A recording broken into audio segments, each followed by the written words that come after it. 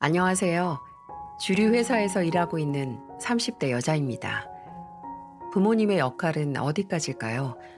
요람에서 무덤까지 부모가 눈을 감을 때까지 자식의 뒤를 봐주면서 정신적, 경제적 지원을 해야 할까요? 아니면 본인 앞가림 할 수 있는 조건을 갖출 수 있는 도움 이외의 책임은 자식들 본인이 지게 잡고 있던 손을 놔버리는 걸까요? 어느 쪽이 훌륭한 부모 노릇이 됐든 이거 하나는 확실한 것 같습니다. 자식들은 부모님의 헌신과 도움을 당연하게 생각하지 말아야 하고 또 그게 영원할 거라 생각하면 오히려 본인에게 독이 된다는 것을요. 술이 기나긴 발효의 과정을 거쳐서 완성되듯이 부모님은 저희에게 그저 자식들의 특성에 맞춰 발효가 잘 될 효모만을 제공할 뿐 그걸 가지고 누룩을 쪼개서 얼마나 맛이 달아지는지 그건 자식들의 선택이라는 거죠. 저는 국내에서 깔끔한 맛의 소주로 유명한 주류 회사에서 마케팅팀에서 일을 하고 있습니다. 그리고 영업부서의 한 남자를 만나서 20대 후반에 결혼까지 하게 됐고요. 저희는 회사에서 만나 술로 이어진 인연인 만큼 둘 다 술에 대한 사랑이 대단했어요. 주류 회사는 업이 술을 만들고 파는 것인 만큼 회식도 술로 시작해서 술로 끝날 만큼 참 대단했습니다. 물론 원하는 사람만 원하는 만큼 마시는 게 회식의 분위기긴 해도 일단 회식에 참석하는 사람들은 기본적으로 술을 좋아하는 사람들이라서 이미 1차 때부터 제정신인 사람이 없을 정도였어요. 마케팅 팀과 영업 1팀이 공동 회식을 하게 된 날 처음 남편을 만났어요. 누가 환상의 비율로 소맥을 말았다고 하고 제 앞에 잔을 딱 내밀어서 먹어봤는데 와, 제가 그동안 먹어본 소맥 중에 제일 맛있었어요. 적당히 끝맛이 달고 적당히 알싸한 게 심지어 거품은 생크림처럼 부드럽기까지 했습니다. 우와, 이거 뭐야? 진짜 맛있다. 이거 누가 말았어요? 이거? 저기 영업팀 최정훈 씨. 다혜 씨 진짜 맛있었나 보다. 술하고 사랑에 빠진 것 같은데? 와, 이거 안 되겠는데요? 저 이거 배워가야겠어요. 저는 바로 영업팀 최정훈 씨의 자리를 찾아가서 제 인생 소맥이라고 하며 노하우를 전수받으러 갔습니다. 전설의 소맥 비율 주인인 남자는 비법을 전수받고 싶다는 제 말에 유쾌하게 웃으면서 바로 옆에 앉으라고 자리를 터주더군요. 알고 있는 거 다 알려준다고 하면서요. 정훈 씨는 어떻게 이렇게 기가 막힌 술 조합을 다 알고 있어요? 영업팀에 비해줘 뭐. 영업 나가서 술까지 마시게 되면 자연히 손맛이 뵐 수밖에 없잖아요. 아, 그러게요. 아까부터 정훈 씨가 알려준 대로 많은데 전 통 그 맛이 안 나네요. 그럼 회식 때마다 절 찾아오세요. 다혜 씨가 마실 소맥은 제가 타드릴게요. 그 말이 계기가 돼서 저희는 정말 단체 회식이 있을 때마다 나란히 앉았고 나중에는 친해져서 개인적으로 만나기도 했어요. 말도 잘하고 긍정적인 에너지가 넘치는 사람과의 술자리는 배로 즐거웠죠. 또 제가 그때 남자가 참 괜찮은 사람이라고 느꼈던 분명 저희 둘 술을 참 좋아하고 마시면 취할 때까지 먹는 스타일인데 남자는 어느 순간 저와 있을 때는 취할 때까지 술을 마시지 않더라고요. 그리고 꼭 저를 집 앞까지 데려다 주고 본인은 대리를 따로 부르거나 택시를 타고 집으로 돌아갔죠. 처음에는 배려가 참 넘치는 사람이다 생각했는데 알고 보니 제게만 베푸는 친절이라는 걸 눈치챘죠. 그 후에 우리 둘은 자연스럽게 연애를 시작했고 소맥 마스터인 영업팀의 남자는 제 남편이 됐습니다. 결혼 이야기가 오고 가며 처음 알게 됐던 건 늘 유쾌하기만 했던 남편이 시부모님, 특히나 시아버지 얘기만 나오면 굉장히 어둡고 회의적이어진다는 거였어요. 결혼 자금 문제로 서로 모은 돈을 얘기하는데 남편이 그러더라고요. 혹시나 해서 지금 말하는데 우리 부모님한테는 결혼한다고 10원 한 푼도 못 받을 거야. 오히려 나중에 축의금 받으면 아버지 앞으로 들어온 건 다시 달라고 하실지도 모르고 우리 아버지 어마어마한 구두쇠에 자식이라곤 성인 되고 나서 10,000원 한 장도 쥐어준 적 없는 냉혈한이거든. 그래? 뭐 부모님 지원 빵빵하게 받는 사람들이 얼마나 있겠어. 우리 부모님도 그냥 딸이 결혼한다고 하니까 마음 표시만 하시는 정도고. 근데 아버님께서는 진짜 대쪽 같으신가 봐. 그리고 나 정훈 씨가 부모님 얘기하는 거 처음 듣는 것 같아. 그럴 수밖에 없지. 난 20살 넘어서 군대 가기도 전에 아버지한테 조기 교육 받았거든. 우리 아버지 철학이 자식이 아무리 어려도 아버지 지붕 아래서 사는 한 아버지 법규를 따르고 먹고 자는 만큼 일해야 한다야. 나 초등학교 때 학교 가기 전에 소 여물 주고 축사 청소하는 거 끝내야 학교 갈 수 있었어. 7시에 일어나서 냄새 나는 축사 청소해야 하는데 주말에도 조금이라도 늦잠 자면 완전 두들겨 맞았다니까. 어머, 심하다. 진짜 군대 같았겠다. 그건 약과고 나랑 형이랑 둘 다 고등학교 졸업 딱 하자마자 진짜 무일푼으로 집에서 쫓겨났어. 이제 성인 됐으니까 알아서 앞가림들 하라고. 대학 등록금도 알아서 벌어서 가든가 아니면 축사에서 일하면 그만큼 수당을 줄 테니까 방학이라도 내려와서 일하라고 하셨지. 장난해? 나랑 형이랑 태어나서 성인 되기 전까지 진짜 소하고 같이 자란 수준이었는데 미쳤다고 그 축사에서 또 일을 하겠냐고. 대학 합격하자마자 바로 서울로 와서 막노동판에서 아르바이트 했어. 고시원에서 살면서 학교 다니고. 진짜 독종 아니야? 아니, 아무리 부모가 자식 모든 인생을 책임져 주지 않는다고 하지만 아무리 그래도 초등학교도 졸업 안 한 자식한테 일 시키고 일 안 하면 두들겨 패는 게 그게 부모가 할 짓이냐고.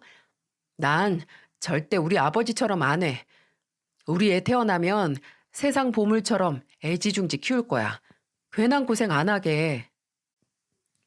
마치 억눌려 왔던 서름이 폭발하는 것처럼 남편은 아버지에게 서운했던 감정을 와르르 쏟아냈어요. 그 얘기를 들으면서 참 고생하면서 자랐구나. 상처 많이 받았겠다 했어요. 저도 그렇게 애지중지 고생 하나 없이 자란 건 아니었지만 부모님께 무조건적인 지지와 응원도 지지도 받아봤으니 하나 받은 게 없다던 남편에게 연민이 생겼죠. 남편에게 그 말을 듣고 호랑이 같은 인상의 시아버지를 상상했는데 경상도에서 농사를 하는 시부모님 댁에 인사를 드리러 갔을 때 보니까 그렇게 무서운 분은 아니시더라고요. 무섭기보다는 굉장히 대쪽 같은 분 같다. 고집이 좀 있어 보인다 정도. 그리고 시아버지는 본인만의 철학이 있으시더라고요. 나중에 자식을 낳아도 꼭 너희 선에서 인생에는 공짜가 없고 다 그만한 대가를 치러야 하는 걸 교육시키면서 키워야 한다. 나중에 사회에 나가서 늦게 깨닫고 고생하는 것보다 부모가 먼저 단련을 시켜야 하는 거야. 아유, 애들도 다 알아요. 무슨 벌써부터 자식 키우는 얘기를 하고 있어요. 다해 부담스럽게. 저는 잘 알죠. 잘 알아. 아버지가 저랑 형한테 어떻게 하셨는데요.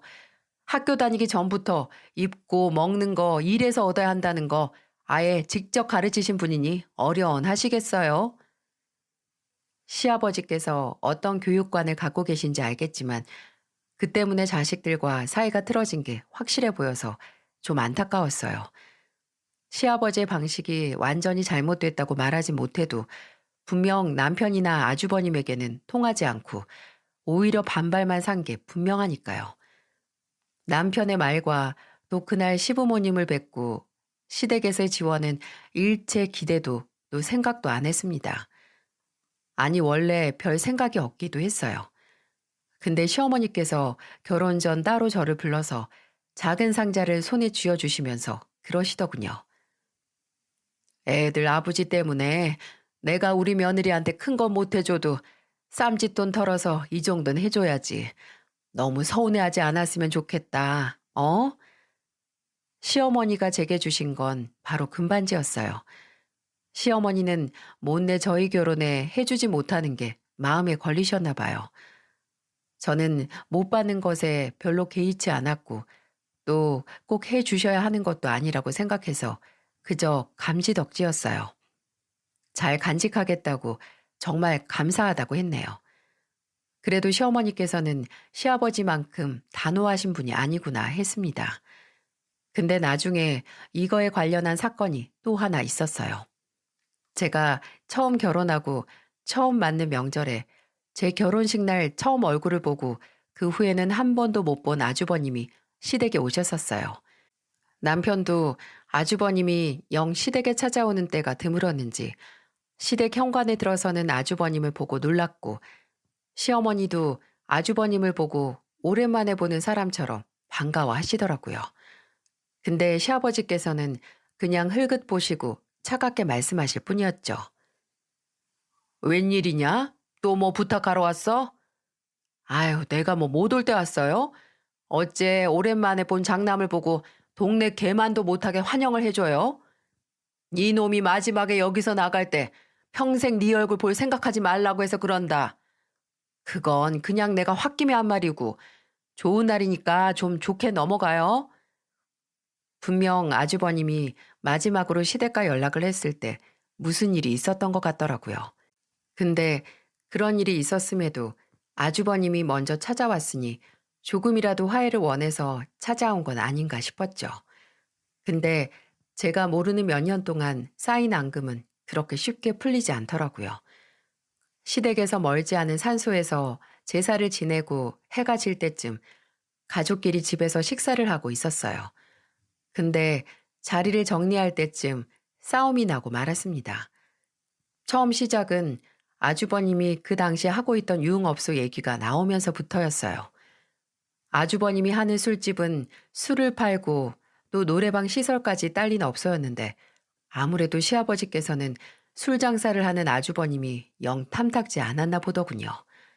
시아버지 입에서 물 장사 언제까지 할 거냐? 라는 소리가 나오자마자 아주버님이 갑자기 불같이 역정을 내기 시작했죠.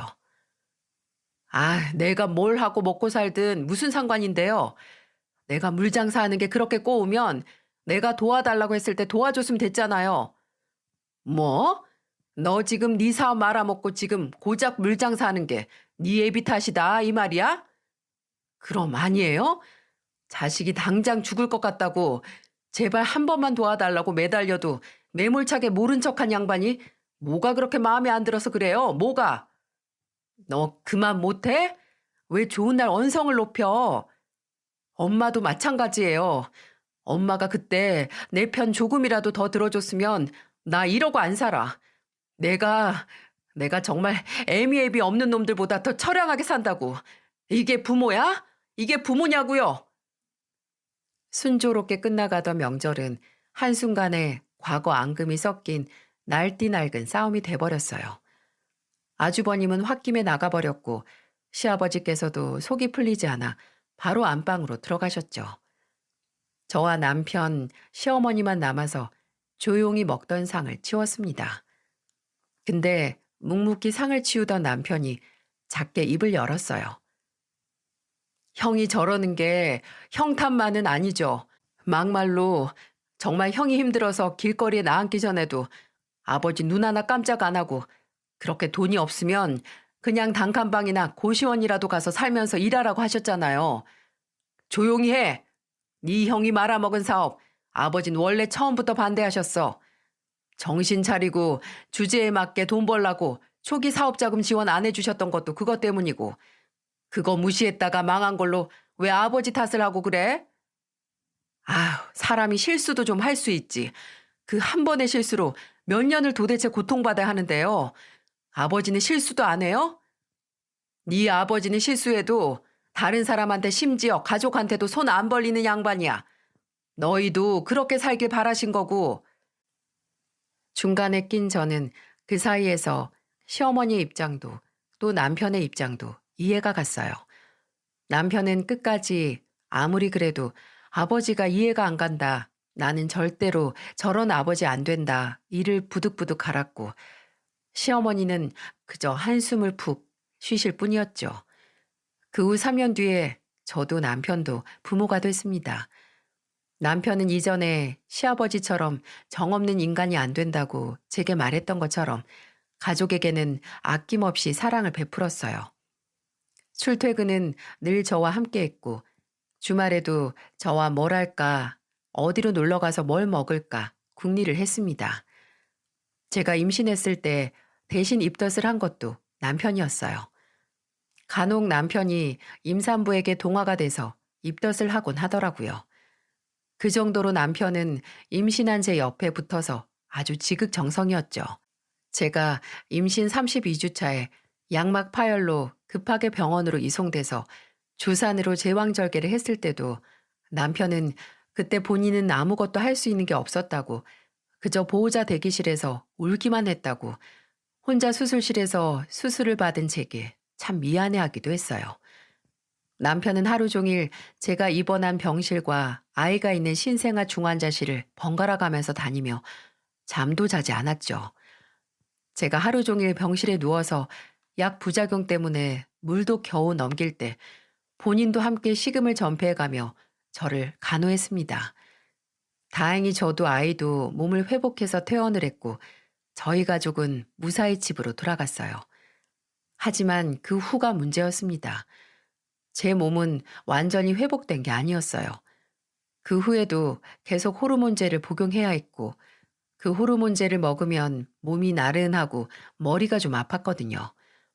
근데 출산 휴가를 받고 집에서 아이를 돌보는 사람은 저뿐이었기에 컨디션 회복은 회복하기 전에 도로 제자리로 돌아왔어요. 근데 남편은 그저 새로운 가족이 생겼다는 것에 기쁘기만 할 뿐 그 행복의 이면은 모르더라고요. 제 몸이 출산 후에 얼마나 많은 데미지를 입었고 또 남편이 출근했을 때 집에서 계속 아이하고만 있으면서 집안일까지 하는 제가 어떤 상태인지 말이죠. 처음에는 제 몸 상태도 모르고 그저 치대기만 하는 남편이 너무 미웠습니다.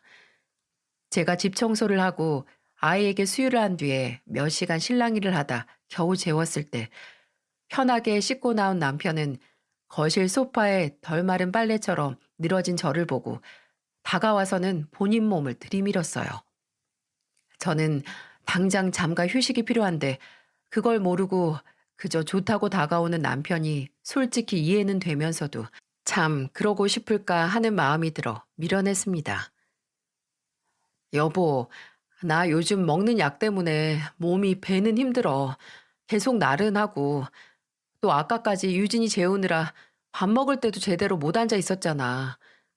그래, 우리 공주님이 엄마 고생을 좀 시켰지.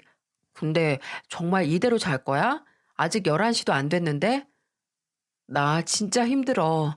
오늘 아침에도 나 새벽 4시에 일어나서 1시간도 못 쉰 것 같아. 아, 뭐야? 난 회사에서 우리 여보 얼굴 볼 생각에 얼른 들어왔는데. 그럼 일찍 들어왔으면 아까 나 밥 차릴 때랑 바닥 청소할 때 좀 도와주지 그랬어.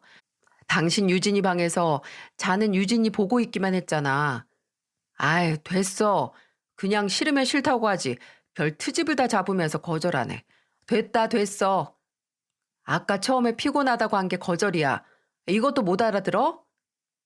결혼 생활과 아이를 키우는 건 그만큼 내가 얻는 행복이 있지만 또 그 행복을 얻기 위해서 감수되고 희생되어야 하는 이면이 있잖아요. 남편은 그 이면을 오로지 제게만 전가했습니다.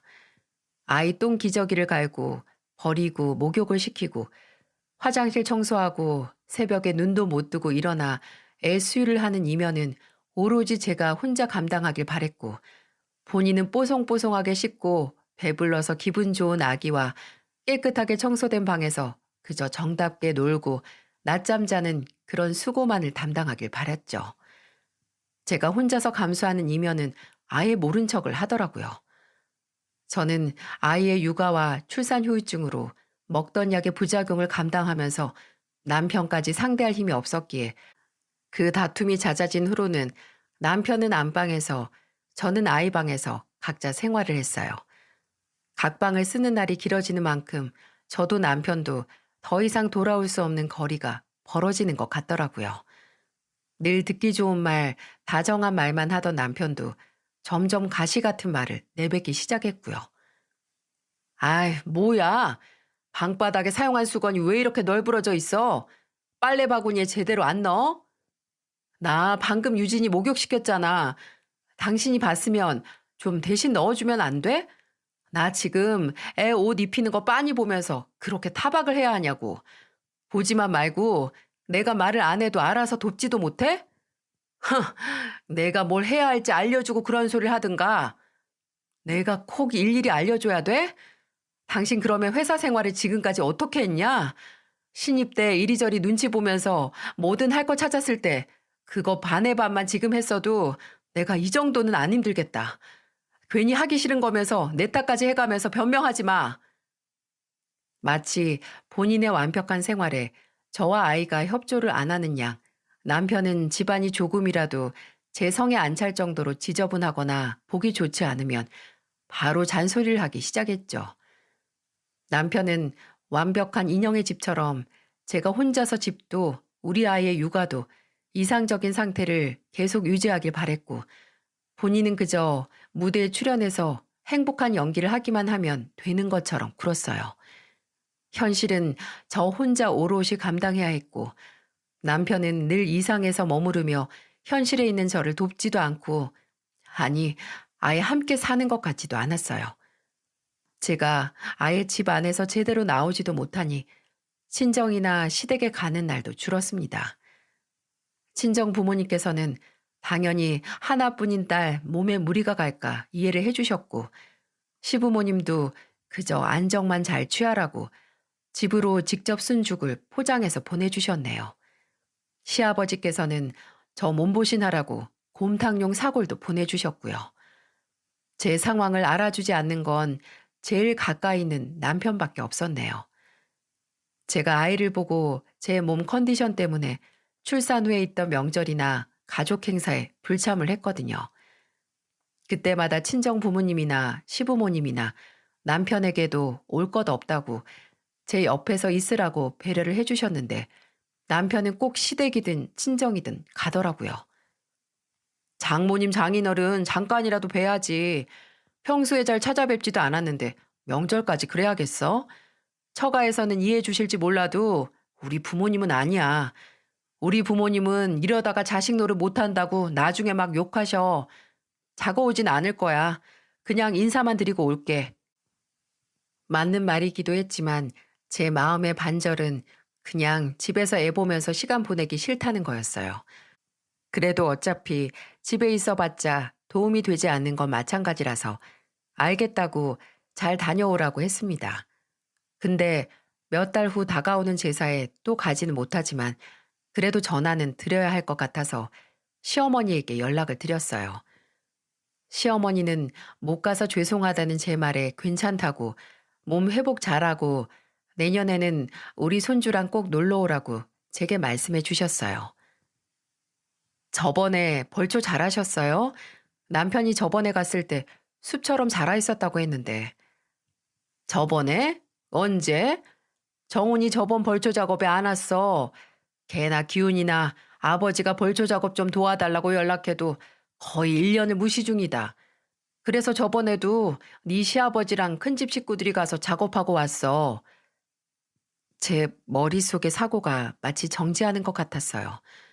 분명 저번 명절에 남편은 혼자 시댁으로 가면서 또 벌초 작업해야 한다고 풀 먹고 오겠다고 귀찮다고 제게 말했거든요. 근데 저 없이 시댁에 혼자 간다고 한 사람이 단 한 번도 시댁에 간 적이 없다니 내가 전에 한 말이 맞았습니다. 그냥 시댁에 가는 것도 집에서 저와 함께 아이를 보는 것도 싫어서 양쪽에 거짓말을 하고 속인 거예요. 그리고 다가오는 제삿날 며칠 전 산소의 벌초 작업으로 무성이 난 잡초와 들풀을 정리하는 것처럼 모든 걸 정리할 수 있었던 사건이 터지고야 말았어요. 시댁에서 제사를 앞두고 벌초 작업에 나가셨던 시아버지가 작업 중에 그만 말벌에 쏘여서 응급실에 실려갔다고 시어머니께 전화가 온 겁니다.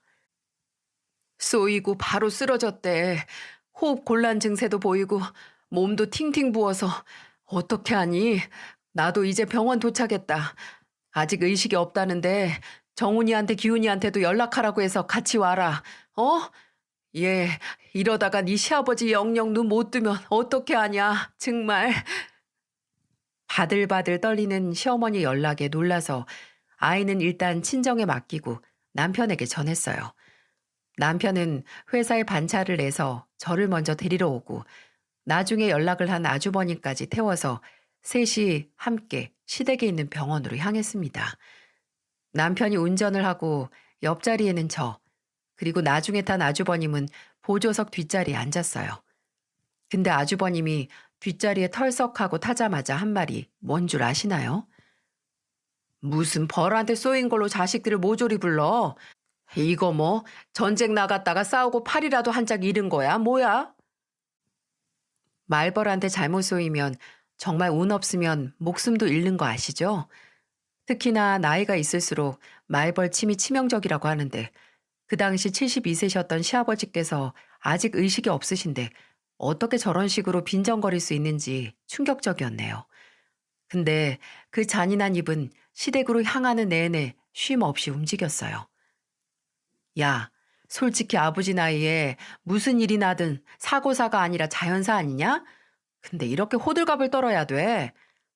그런 말이 어딨어요. 아직 의식도 없으신 분한테. 재수 씨가 우리 아버지한테 당한 게 없어서 그래요. 재수 씨도 아버지 때문에 사업 망하고 그것 때문에 이혼까지 당했으면 아마 나처럼 쓴소리 나올걸요? 야, 정훈이 네가 말해봐. 내가 나쁜 놈이냐? 말벌도 쏠만한 사람이니까 쏜 거 아니냐고. 이죽거리면서 아주버님은 남편에게 동의를 구했고 저는 그 대답을 기다리며 운전하는 남편을 쳐다봤어요. 남편은 전방에서 눈을 떼지 않고 한숨을 푹 쉰 다음에 입을 열었죠. 맞아. 우리가 그 말벌한테 크게 은혜 입은 거지. 너 말 한번 잘했다. 그래. 그 말벌 하나가 우리 몫을 복수해 준 거야. 하, 난 이번에 아버지가 다시 눈 못 뜬다고 해도 뭐 아쉬울 것도 없어. 오히려 잘 됐지 뭐. 평생을 자식한테 한 푼 아쉬워했던 인간이 마땅히 벌 받아서 지옥에서 본인 전 재산 자식들이 가져가는 거 보고 억울해할 텐데. 아니, 그 돈 진짜 지옥까지 가져가려고 했나? 이렇게 작은 벌레한테도 쉽게 오락가락하는 목숨이면서 뭐 얼마나 더 산다고 그 돈을 자식보다도 더 소중하게 끼고 살아? 진짜 정 떨어진다, 정 떨어져. 아버지한테 떨어질 정은 이미 오래전에 떨어지지 않았어? 난 아버지가 나 성인 됐을 때 알아서 살라고 쫓아냈을 때부터 이미 조금 남아있던 정 다 털렸어. 그래도 이대로 떠나면 호상이다 호상. 정 다 털린 자식들 손에 안 가고 말벌 치매 가니까 호상이지 뭐. 맞네 호상이다 호상. 야 근데 아버지 당뇨 아니냐? 당뇨에 말벌주가 그렇게 좋다는데 아버지 어디서 말벌주 마시고 동족한테 복수당한 거 아니야? 참 죄도 많은 양반이네 이래저래. 형제가 쌍으로 폐륜적인 대화를 하는 걸 좁은 차 안에서 들으려니까 제 상식선이 녹아 무너지는 기분이었어요. 충격적이고 불편해서 그대로 차에서 뛰어내리고 싶은 지경이었죠. 저는 들어줄 수가 없어서 창문을 살짝 내리고 숨을 고른 후에 입을 열었습니다. 진짜 가관이네. 두 사람 제정신이에요? 아니, 아무리 시아버지한테 받은 게 없고 원망이 많다고 해도 차라리 이럴 거면 가지를 말든가. 누가 억지로 끌고 가는 것도 아니고 그렇게 미운 아버지면 안 보러 가도 되잖아요. 왜 굳이 가? 재수 씨, 난 우리 영감 병상에서 외롭게 죽어가는 꼴 보러 가는 거예요. 애초에 문병도 아니야. 당신이 우리 형제 입장이 아니라서 그래. 우리 아버지는 이런 말 들어도 싼 인간이라고. 둘 다 신나게 입으로 업보 쌓는 짓 한다. 장담하는데 둘 다 이렇게 뒤에서 폐륜으로 업보 쌓은 거 후회하는 날이 분명 올걸요? 받은 게 없으면 그냥 알아서 살면 되지. 뭐하러 지금까지 못 받은 게 있다고. 나이가 이제 40이 넘었는데 아직도 그렇게 과거 원망을 키우면서 살아요. 그게 본인들 발목 잡는 거라는 것도 모르고. 그렇게 부모님한테 도움받는 자식들이 얼마나 있다고. 부모한테 빚을 떠안은 사람들도 살아요. 어떻게 해서든. 이렇게 본인들 손에 못 쥔 돈에 집착하는 거 본인들 인생만 구질구질하게 만드는 거라고요. 제 말에 남편은 코웃음을 치고 아주버님은 그래 당사자가 아니니까 그렇지 뭘 안다고 참나 하면서 계속해서 사경을 헤매는 시아버지 욕을 했습니다. 저는 그저 내린 창문으로 들어오는 바람에 옳은 열을 식히면서 이를 갈았어요. 분명히 후회할 거라고 말이죠. 다행히 저희가 병원에 도착했을 때 시아버지는 저희가 오기 전에 의식을 차리셨고 약을 드신 후에 다시 잠에 드셨다고 시어머니께서 얼굴에 눈물 자국이 남아있는 채 말씀을 해주셨어요. 아우, 진짜 다행이에요, 어머님. 어머님은 괜찮으세요? 계속 병원에 계셨죠? 아유, 난 그냥 옆에 계속 앉아있기만 했지. 너는 유진인 사돈댁에 맡기고 온 게야? 네 몸은 좀 어떻고? 괜찮아요. 걱정 마세요. 그럼 아버님 퇴원은 언제쯤 할 수 있대요? 아직 확실하지 않고 오늘 밤하고 내일까지 경과 지켜보다가 결정하자고 하더라. 뭐야? 그냥 아무것도 아니었네. 엄마가 호들갑 안 떨고 나중에 알려주셨으면 차라리 내일 아침에 왔잖아요. 오는 길에 해도 다 졌는데. 아휴, 오늘 자고 가야겠다. 야, 나가서 술이나 먹자. 저 앞에 포차 있더라. 그래, 어차피 있어봤자 시간 낭비고. 너희 진짜 아버지 얼굴도 안 보고 나가서 술을 마신다고? 시어머니의 말에도 남편과 아주버님은 무시하고 요기하고 오겠다고 병원 밖으로 나갔어요. 시어머니는 병원 복도에는 의자에 힘없이 앉아서 그저 허탈한 표정으로 한숨만 쉬셨고요. 분명 시부모님의 방법이 맞다, 아니다라고 할 수는 없지만 솔직히 이렇게까지 시어머니가 자식들에게 모욕을 당해야 하는 건 아니잖아요. 저는 시어머니 옆자리에 가만히 앉아서 고민을 했어요. 그리고 이내 밝혀야 할 건 밝혀야 한다. 시어머니께서도 아시고 아예 기대나 희망을 끊는 게 낫지 않을까 하는 결론을 냈습니다. 어머님, 제가 말씀드리기가 너무 어려운데 그래도 어머님께서 좀 아셔야 할 것 같아서요. 어머님이 차라리 마음을 떼어내시고 이렇게 상처를 안 받으셨으면 해요. 무슨 말이냐, 다혜야? 무슨 말을 하려고? 저는 그날 병원에 오던 길에 남편과 아주버님이 나눈 대화의 내용에 대해서 설명드렸습니다. 그 인간들은 아예 구제할 수 없는 폐륜 아들이니까 어머님께서 이렇게 상처받을 가치도 없다고 말이죠. 시어머니께서는 처음에는 믿지 않으셨어요.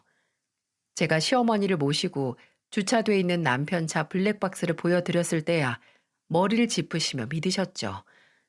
남편 블랙박스는 내부 오디오 녹음 기능까지 있어서 그때 나눈 원색적인 대화가 모두 녹음되어 있었어요. 내가 듣고도 믿을 수가 없다. 믿을 수가 없어. 이게 다 무슨 일이니? 다혜야, 네가 오해할까 봐 그러는데 우리 절대로 자식들한테 못해준 거 없다. 그저 지 애비 철학대로 공짜로 얻는 건 없다는 걸 알려주기 위해서 가족 구성원으로서 집안일 돕는 걸 몸에 익히라고 그랬던 거야. 돈도 애들 교육에도 절대 돈 아낀 적 없다. 나랑 그 양반이 못 배운 게 한이라서 공부한다는 거 뭐든 지원해줬어. 대학만 성인 됐으니 방학에 와서 일하면 등록금 준다고 했던 거야. 근데 그놈들이 어떻게 했니? 큰애는 말도 안 되는 사업한다고 돈 달라고 하는 거 안 줬다고 천하의 원수 보듯이 부모를 대하고, 둘째도 마찬가지로 조금이라도 지 인생 편하게 안 만들어줬다고 아주 입에 칼을 물고 있는 거 아니냐. 다혜야, 난 정말 이럴 줄 몰랐다. 이럴 줄 몰랐어. 어머님, 이제 그냥 포기하세요. 괜히 이런 모욕까지 뒤에서 들어가면서 부모 자식 관계 이어갈 이유 없어요. 본인들이 부모님 임종을 이렇게 농담 따먹기까지 하면서 원하는데 어떻게 곁에 둬요. 맞아. 네 말이 다 맞다, 다혜야. 네 시애비 정신 없을 때 내가 정리하는 게 낫겠어. 시어머니는 바로 아주버님에게 전화를 거셨습니다. 그리고 줄 게 있으니 집으로 들어오라고 하시고 전화를 끊으셨어요. 뭔가 단단히 결심한 시어머니는 저와 함께 시댁으로 향했습니다. 시댁은 마당이 딸린 주택이었는데 저와 시어머니는 마당에 있는 평상에서 남편과 아주버님을 기다렸어요. 저와 시어머니가 시댁에 도착하고 얼마 안 돼 대문 밖에서 크게 웃는 소리가 들리더니 남편과 아주버님이 들어오더라고요. 술에 좀 취했는지 얼굴이 빨갛게 달아올라 있었고 뭐가 그렇게 기분이 좋은지 둘이 히덕거리면서 들어오는 게 그렇게 꼴보기가 싫더라고요. 아유, 어머니, 왜 오라고 하셨어요? 혹시 아버지 유언장 같은 거 있어요? 원래 죽을 고비 한 번 넘기면 다시 쓰기도 하잖아요. 그래서 혹시 먼저 재산 정리해서 주려고 부르신 거 아니에요? 진짜예요? 아우, 왜 말이 없어요, 어머니? 형, 진짠가 봐. 허가 찔려서 아무 말을 못 하시는데? 시어머니 연락을 받고 둘이서 무슨 상상의 나래를 펼쳤는지 유언장 재산 운운하면서 낄낄거리는 모습을 보고 시어머니께서는 조용히 일어서서 두 형제에게 다가갔습니다. 그리고 옆 수도가에 기대어 서 있던 종아리 길이만한 빨래 방망이를 들고 냅다 아주버님 남편 순으로 타작을 시작하셨어요. 아야! 아, 뭐야! 엄마 미쳤어요? 아이고, 잠깐! 잠깐!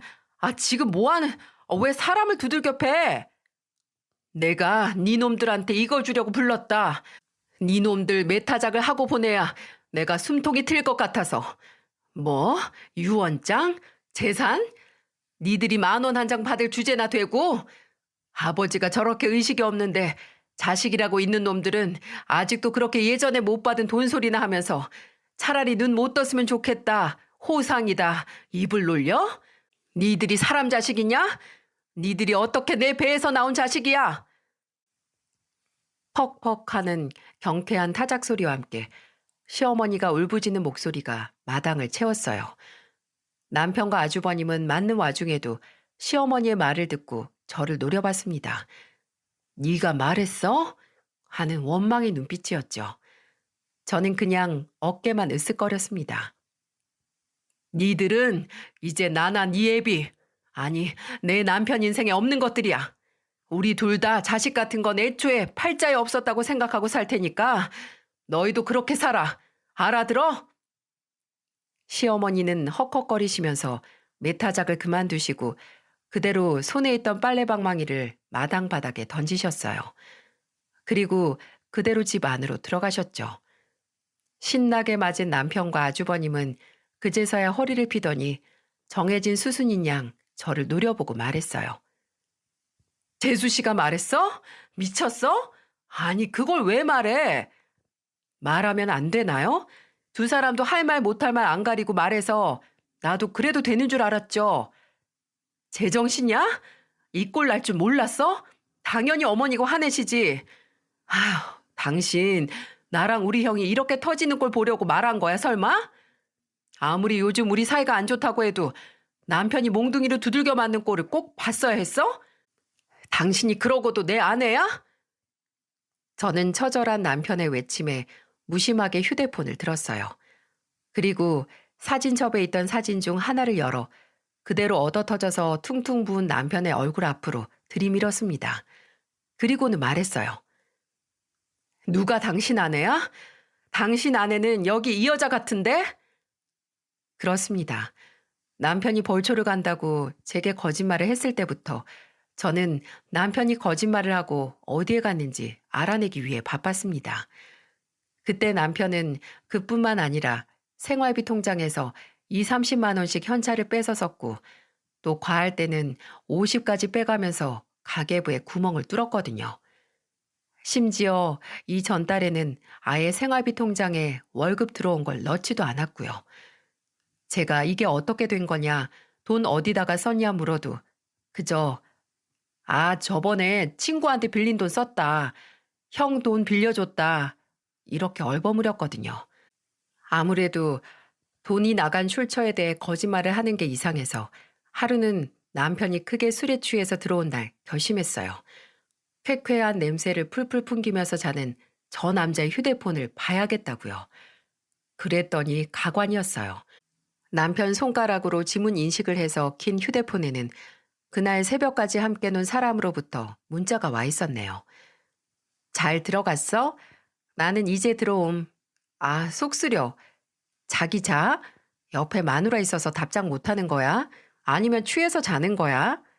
나는 씻는다고 화장실 들어와서 몰래 문자 중. 우리 남편은 나 들어오자마자 어디 갔다 왔냐고 또 취조한다. 자기 마누라도 그래? 우리 다음번에는 압구정으로 가자. 오늘 간 데는 무리 영. 내 친구가 갔던 데는 무대 넓이랑 안주부터 다르대. 아시겠죠? 이 문자로 얼추 무슨 상황인지 알겠더라고요. 남편은 이미 결혼을 한 유부녀와 나이트를 다니면서 놀고 다니고 있었어요. 제게 벌초하러 간다, 야근한다, 주말 출근한다 하고 나간 날에는 모두 그 여자와 나눈 문자 기록들이 있었습니다. 솔직히 이미 최악을 예상하긴 했었는데 눈앞에서 직접 확인까지 하니 감회가 새롭더군요. 저는 일단 그 문자 내용을 모두 캡처해서 제 휴대폰으로 보냈고 그 후에 더 확실한 증거를 잡으려고 했어요. 저는 단 3주 동안 남편이 문자를 했던 여자와 서울 곳곳의 나이트를 다니면서 노는 현장을 흥신소에 의뢰해서 알아냈습니다. 흥신소 직원이 잠복해서 찍은 사진에는 심지어 나이트 바로 앞에서 술 취해서 춤추고 있는 두 사람이 찍혀 있기도 했고요. 저는 이미 모든 감정을 정리했고 이혼 전문 변호사까지 만난 후였어요. 근데 시아버지가 말벌에 쏘여서 이 사단이 남으로써 이 고백이 조금 더 앞당겨진 거죠. 남편 앞에 사이좋게 찍힌 그 유부녀와 남편의 사진을 보이니 당당하게 소리 지르던 사람은 어디 가고 합주기처럼 입을 꼭 다물고 눈깔만 돌리면서 아무 말도 못하더군요. 그 상황을 가만히 눈치 보던 아주버님은 남편의 어깨를 두들기고 잘해보라고 하고 마당을 나갔고요. 당신 형 도망친다? 진짜 혼자 남았네 이제? 다음 주 내로 당신한테 이혼 소장 갈 거야. 변호사 준비해놔. 여보, 잠깐만. 어떻게 이렇게 갑자기? 갑자기? 당신이 가족 버리고 나이트에서 여자랑 놀 때 이미 예견된 일이었어. 당연히 이 정도는 예상했어야지. 안 그래? 어차피 당신이랑 헤어지면 남이니까 오늘 어머니께 말까진 안 하려고 했는데 아무래도 인간으로서 그건 도저히 도리가 아닐 것 같아서 당신이나 당신 형 같은 자식이라고 평생 생각할 어머님이나 아버님이 불쌍하잖아. 유진 엄마, 내가 정말 그러려고 한 게 아니라 그 여자가 먼저 같이 놀자고 해서 그냥 가벼운 마음에 끝까지 남의 탓이네. 당신 인생 중에 당신 탓인 게 있기나 하니? 당신이 조금 더 나은 환경에서 못 자라고 더 나은 삶 못 누리는 건 부모님 탓이고 또 바람난 건 그 여자 탓이야? 그럼 당신이 나나 우리 유진이한테 소홀히 한 거나 아이 낳느라 몸 다 망가진 아내 약 먹는데 조금 그거 상대 안 해준다고 삐져서 아예 뒤돌아선 건 그건 누구 탓이야? 아, 여보, 그만 불러. 나 네 여보 아니야. 나 더는 상황 탓만 하고 남 탓하고 정신적으로 덜 자란 인간하고는 더는 못 살아. 이제 끝이야. 나도 당신 부모님도 당신의 불쌍한 인생 구제 못 해주니까 제주껏 살아봐 어디. 저는 바닥에 주저앉아서 제 바지가랑이를 잡고 늘어지는 남편을 그대로 발로 차고 유유히 시댁을 빠져나왔어요. 그리고 역으로 가서 미리 예매한 기차를 타고 서울로 돌아왔네요. 그리고 집에서 짐을 정리한 다음에 친정으로 갔죠. 뒤늦게 집으로 온 남편은 아마 마치 저희 둘의 결혼 생활 같이 차게 식어 더는 온기가 느껴지지 않는 텅 빈 집안을 마주했을 테죠. 저는 남편의 불륜과 결혼 생활과 육아에 소홀히 했다는 증거로 이혼 소송을 진행했어요. 물론 아이의 단독 양육권도 요구했고 그 유부녀라는 여자에게도 상간녀 소송을 함께 걸었고요. 남편은 이쪽에서는 제게 용서를 구하고 더는 그 여자 안 만난다고 미안하다고 싹싹 빌었고 또 다른 편에서는 병상에서 일어난 시아버지에게 용서를 구했습니다. 참 부지런도 하죠. 늘 쓸모없는 노력을 하는 사람들은 지나치게 부지런한 것 같습니다. 제가 단호한 만큼 시부모님께서도 아주 단호하셨어요. 제 이혼이 마무리 단계에 있을 때 시부모님께서 저를 따로 부르셨어요. 저는 혹시나 마지막이 될지도 모른다는 생각에 딸을 데리고 시댁에 갔습니다. 시아버지는 저를 앉혀두고 말씀하셨어요. 네 통장으로 3천 보냈다. 그거 우리 유진이 나중에 교육비로 써라. 네? 아니, 그렇게까지 안 해주셔도 되는데 왜? 어차피 이제 우리한테 유진이 말고 다른 손주가 생길 수 없으니 하나뿐인 손주한테 이 정도 하게 해주렴. 자식 두 놈 처음부터 없었던 것처럼 살 거니까 손주도 못 보겠지. 나중에 애 크고 나서 줘도 되는데 그럼 네가 불편할 것 같아서 미리 준다고 생각해라. 그리고 미안하다 다혜야. 내가 내 고집 앞세워서 자식 놈들 잘못 키운 것 같아. 앞으로 제발 그놈 같은 인간이랑 평생 엮이지 않았으면 좋겠다. 다혜야, 나중에 유진이 좀 더 크면 얼굴 한번 보여주면 안 될까? 이제 우리는 하나 남은 피부치가 유진이 하나야. 그럼요. 유진이도 할머니, 할아버지 보고 싶을 거예요. 끝내 시부모님은 제 앞에서 눈물을 보이셨어요. 후회가 된다고. 분명 이렇게까지 안 됐을 수 있었는데 본인들의 잘못으로 여럿 피해보고 또 자식까지 잃었다고 슬퍼하셨어요. 자식을 키우는 방식에 문제가 있었을 수 있겠지만 교훈을 준다는 그 목적은 잘못되지 않았기에 그런 시부모님이 참 안타까웠습니다. 전 남편은 제가 육아휴직이 끝나고 회사로 복귀하니 이미 회사를 그만둔 후였어요. 그때 바람 피운 여자의 남편이 회사까지 찾아와서 일이 커졌다고 하는데 그것 때문에 사내에서 제 이혼에 대한 궁금증과 소문은 걷잡을 것 없이 커진 상태였네요.